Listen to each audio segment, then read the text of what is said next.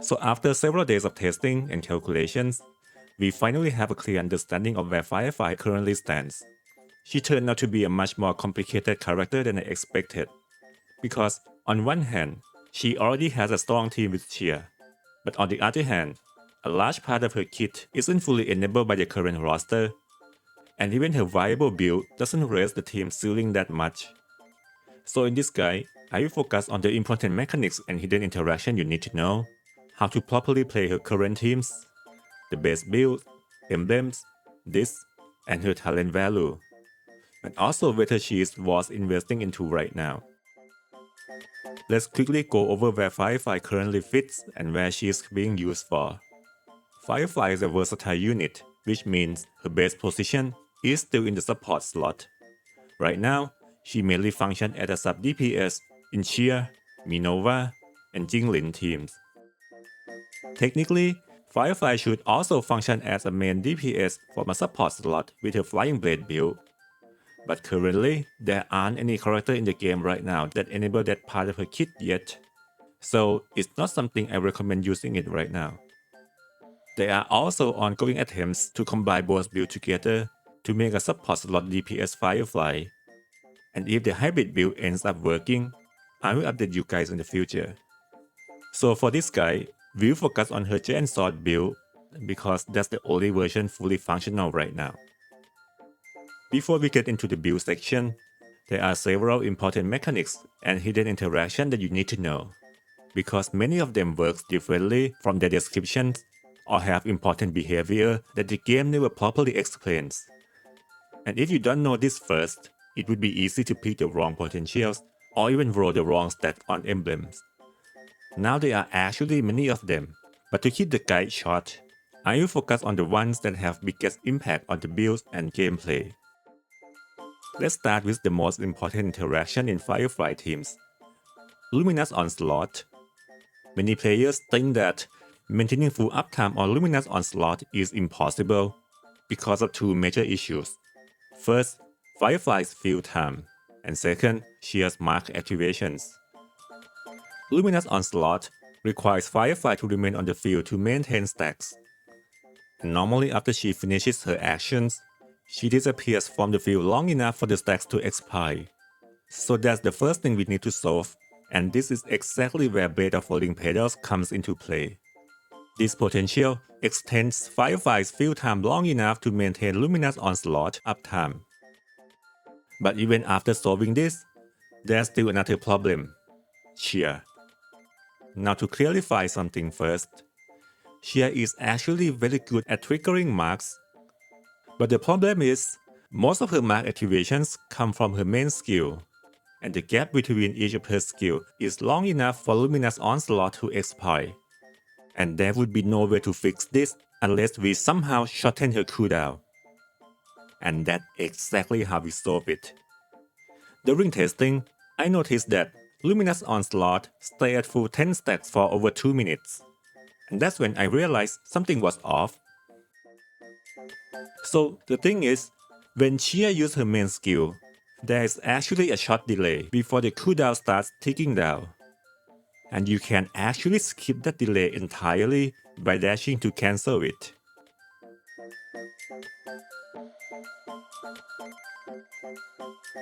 By doing that, the gap between each of her skills becomes short enough for the next skill to refresh Luminous Onslaught. And the good news is, this is already how we play Shia anyway, so you can just play her normally as you usually do. So in short, Blade of Falling Petals solves Firefly's field time issue by extending her field time, while dash cancelling solves Shia's skill gap issue by shortening the gap between her skills. And when we combine both of them together, maintaining Luminous Onslaught now becomes much more consistent. Now let's move on to Shia. One misunderstanding I've seen quite often is that players overvaluing Lunar combo. And this is completely understandable because Shia herself already deals a decent amount of skill damage. And when you see a big skill damage boost, this potential sounds like a solid pick.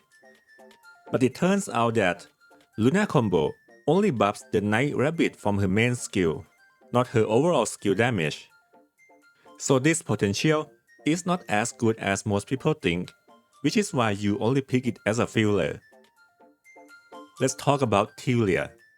At first glance, Trick Boost doesn't look that great, because the buff duration is only 6 seconds compared to her 12-second cooldown. But during testing, I discovered that Trick Boost also refreshes its own duration when Tilia disappears from the field.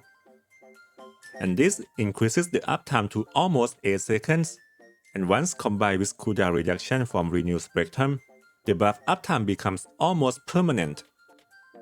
And this is exactly why Trick Boost ends up being much better than we initially thought.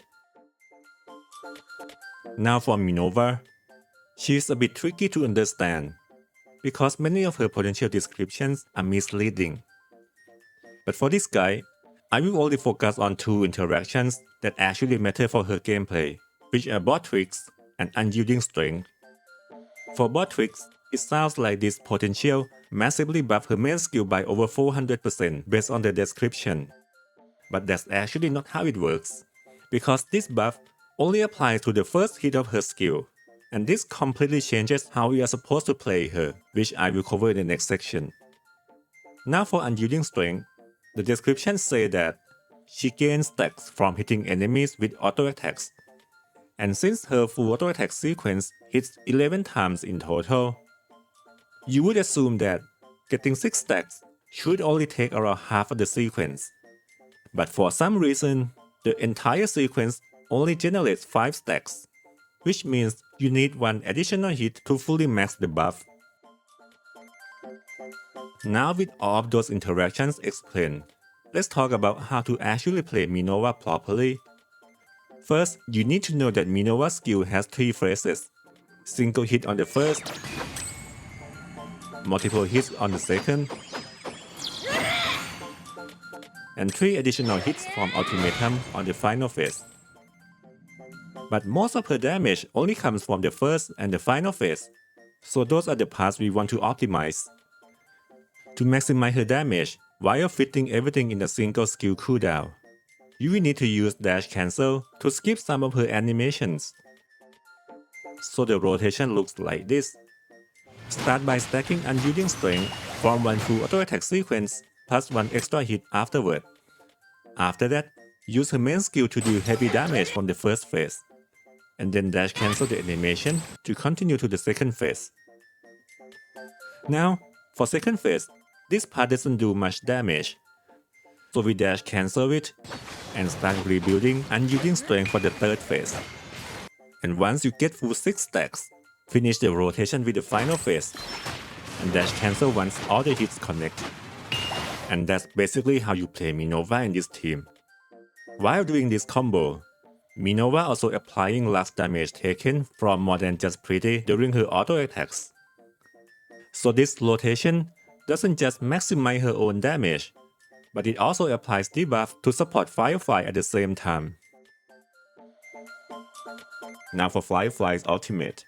It doesn't contribute that much damage, so you can skip her ultimate. But if you want to use it, the only reason to use her ultimate is to extend Firefly's field time for Luminous Onslaught. And ideally, you want to cast it near the end of her skill, after she finishes most of her attacks.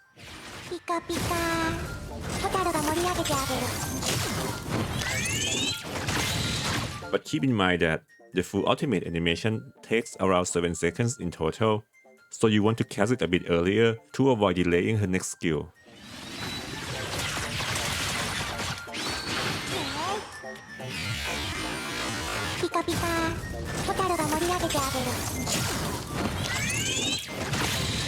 Now for skill priority. You want to upgrade both auto attack and main skill on Shia and Minova. But for Shia, prioritize auto attack first, and for Minova, prioritize main skill instead. As for Firefly and Tilia, you only need to upgrade their support skill. Now for Firefly Teams, I already covered some of this in the previous video, so instead of repeating the same thing, I want to focus on the biggest question people currently have. Is Firefly actually an upgrade over Minova? Well, The answer depends on your account, because yes, technically Firefly is stronger. Unlike Minova, Firefly contributes a meaningful amount of damage while supporting the team at the same time. But once you compare her with T3 Minova, the gap becomes much smaller. Because T1 and T3 Minova both apply lux damage taken debuffs, which increase overall team damage. And also, there are two important things you need to know about these numbers.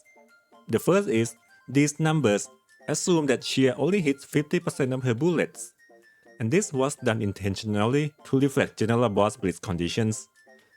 But once you change this to 100% for situations where Shia can shotgun or wall the boss, the results change dramatically. Because at that point, the team damage from Shia and T3 Minova outperforms Shia and Firefly. And in that scenario, we can't really say that Firefly is an upgrade anymore. Now for the second thing. While building the damage model, I was so confused because the damage from Astral Hex was around 10% higher than the description. But thanks to Morph, we eventually discovered that one of Minova's potentials replaces Astral Hex's base damage entirely. So my current model still doesn't account for this yet, which means the current Shia and Minova numbers are slightly lower than what they should be. With all this in mind, Firefly might not be a good pool right now if your goal is only replacing Minova, especially if your Minova is already at high talent. That said, Firefly's long-term value depends on the future Lux character that can fully enable other parts of her kit. So right now, whether you pull her or not depends on how much you believe in her future potential. Now for the builds, I will focus on the important ones and why they are prioritized. If I skip anything you want more explanation on, feel free to ask in the comments. So let's start with Shia, Firefly and Telia team. For Shia, you should know that the value of Phantom Step depends on how good you are at dash AA and the boss hitbox side. Because if you cannot land at least half of her auto attack, then Phantom Step won't be that good. And in that situation, it's better to replace it with Astral Pirouette for more consistent damage. And also put more levels to Lunar combo to boost it. The current boss blitz is a pretty good example of this because the boss hitbox size is quite small, so it's hard to get a good value from Phantom Step unless you can wall the boss. Now for Firefly, we already talked about Luminous Onslaught earlier. It is a very strong potential if you can maintain its uptime. But in situations that you cannot do that, the priority of these pots become lower. Now for those who don't have Shia, you'll be using Minova in main slot. And unlike Shia team, where Firefly doesn't contribute much damage to the team, both Minova and Firefly in this setup function as dual DPS and contributes a meaningful amount of damage, which is why knowing how to play Minova properly is much more important here. So if you skipped that section earlier, I highly recommend going back and watch it. Now for Luminous Onslaught, technically, Minova can maintain the stacks, but the problem is, doing so significantly changes Minova's rotation and also lowers her own damage, so it's better to ignore this potential in this team. And those are the important things you need to know about the current two base Firefly teams. Now for emblems, let's start with Shia. Shia is a pretty good example of a character suffering from her own success, because she already gets a large amount of generic stats from her own kit, like auto attack damage, attack, and lux damage. So those stats are saturated, and the value of generic stats from emblem becomes pretty low. Which means to further increase her damage, you will have to roll for rare stats like pen and crit rate. And since her damage scales with both auto attack and main skill level, you also want both of them as well. For level 90, Glacial Dash is your highest priority, followed by Sub-Zero Dominion. For Firefly, you want to roll for support skill and 30% auto attack damage, and then get a rainbow pen along the way if luck is on your side. And for level 90, Blade Flash is technically the best option for Firefly's damage. But for overall team damage, Domain of Purity is the better option since it buffs the entire team. and Luminous Onslaught is also pretty good if you are playing her together with Shia. Now for Telia, her support skill plus 3 doesn't do much here, because it only slightly increases her attack buff. And for level 90, enemy counter is your highest priority. Now for Disc, the main question many people have is whether you should pull or skip Firefly's signature disc. Based on the numbers, Firefly's signature disc is definitely good, but if we compare her disc to signature disc from other elements, it's not as good as them. And Lux already has many strong alternatives available, so Firefly's disc is a pretty easy skip at the moment.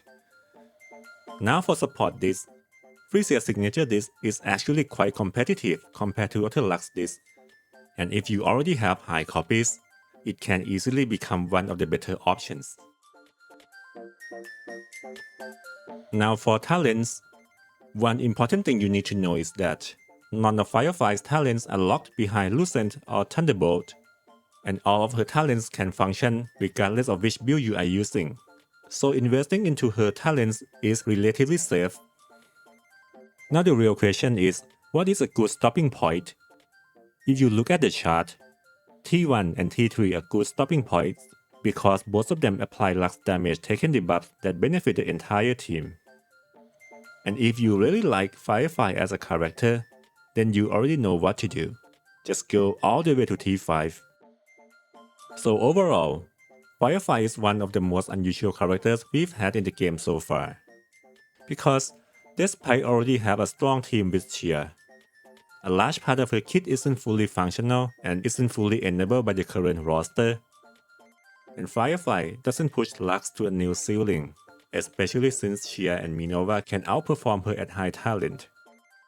And without Shia, Firefly also struggles because the current roster doesn't support solo DPS Firefly.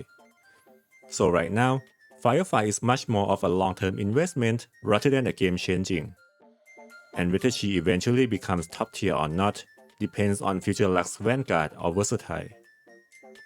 And as always, if you have any questions, feel free to ask me in the comment. Thanks for watching, and I will see you in the next one.